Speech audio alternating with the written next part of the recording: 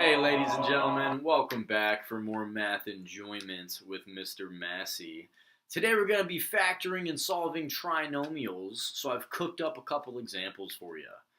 In example 1 we got a couple of positives, example 2 we got a couple of negatives. Both of these will soon be our victims. So let's jump right in to not waste time. I know you guys are busy. So in example 1, this guy is coming at us in standard form. We got an ax squared plus a bx plus c. That's my standard form. In this case, it's assumed my a is just a 1 because I got a 1x squared. All right? So whenever you see something like this, a quadratic, a trinomial to the power of 2, and they ask you to factor it, the factors are always going to be spit out in a couple of parentheses. These are going to be my factors. Now the first term for my little parentheses is always going to be an x. And the reason why that is because if I expand these guys, x times x gives me that x squared. Okay? Now in these two voids right here, I'm always looking for factors of c that add up to be b. So here I'm looking for factors of 18 that add to equal 9. All right? So if I'm looking for factors of 18, give me a little factor tree and list me out some factors. I'm looking for my small factors on the left and my big factors on the right. So I got 1 and 18, I got 2 and 9, I got a 3 and a 6. All right, so one of these guys adds up to be 9. Can you spot the culprit? It looks like this guy right here is my guy. So if these are my factors that I've identified, I want you to drop them right into my parentheses up here. So if those are positive, let me know by giving me a plus sign. So I got a plus 3 and I got a plus 6. All right? Now, I'm supposed to double check my work by foiling these guys, right? But it's Mr. Massey. I don't make mistakes. But just to show you how to check your work, here's how we do it. So we got the first, the outside, the inside, the last. First, outside, inside, last. So we got x times x gives me an x squared. X times 6 is a 6x. Yada, yada, yada. If I combine my like terms, it should look just like the trinomial that I started with. If these two are alike, then my factors are correct. So when it says factor, I factored.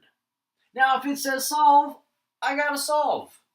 I'm gonna solve these things by using the zero product property. You're gonna hear your book talking about these things a lot. All right, so let's go over one. So the zero product property simply says once you've found your factors, set them equal to 0 and solve for x. So if these are my factors, I got an x plus 3. I'm going to set that guy equal to 0 and solve for x. And I got an x plus 6. So I'm going to set that guy equal to 0 and solve for x. So let's see what we got. So for my first factor, my first solution is going to be this. I'm going to solve for x by doing the opposite function. The opposite of plus 3 is negative 3. What I do to one side, I gotta do to the other. Yeah. These eliminate, leaving me solely with x equals negative 3. All right? That is my first solution. This guy down here on the bottom, x plus 6, I'm going to do the same thing. Minus 6, minus 6, I got an x equals negative 6. That's my second solution. So these two guys here, these are my solutions.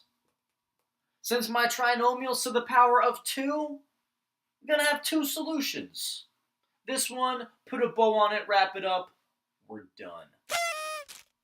All right, example number 2, I'm going to go through this one a little bit more quickly. I know you got things you got to do. So same process repeats. I'm looking for factors of c that add up to b, so give me a little factor tree. If here's negative 24, what kind of factors do you got? If this guy's a negative, I'm assuming that my larger factors are going to be negative. So let's see what I got. I got a 1 and negative 24. I got a 2 and negative 12. I got a 3 and a -8. Alright, so if this is a trinomial to the power of 2 and it's in standard form, I'm definitely going to have 2 parentheses, and these guys out front are definitely going to be x's. Now, to find what goes in my 2 voids, I'm looking for factors of 24 that add up to be -5. Gotcha! So these guys here are going to go in my parentheses. If that's a +3, show me. If that's a -8, show me. Now I'm going to FOIL these guys to double check my work so you see where this is going, right? So I got x squared minus 8x plus 3x minus 24. That comes right back out to my initial trinomial. So I'm good. Those are my factors. Yeah, baby. A little cheat code for your solutions. To find your solutions, if you want to use the zero product property, you can. Or, a little cheat code, you can just change the signs in your factors, and those become your solutions. So if that's a +3 up there, one solution is x equals -3. If that's a -8, your other solution is going to be x equals +8. So just change the signs, and that's how you can arrive at your solutions. All right?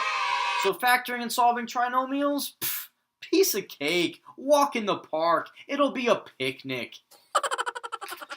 All right, ladies and gentlemen, calm down. Do your homework, go home, love your family, change the world, read a book, do something good with yourselves. I'll see you in class.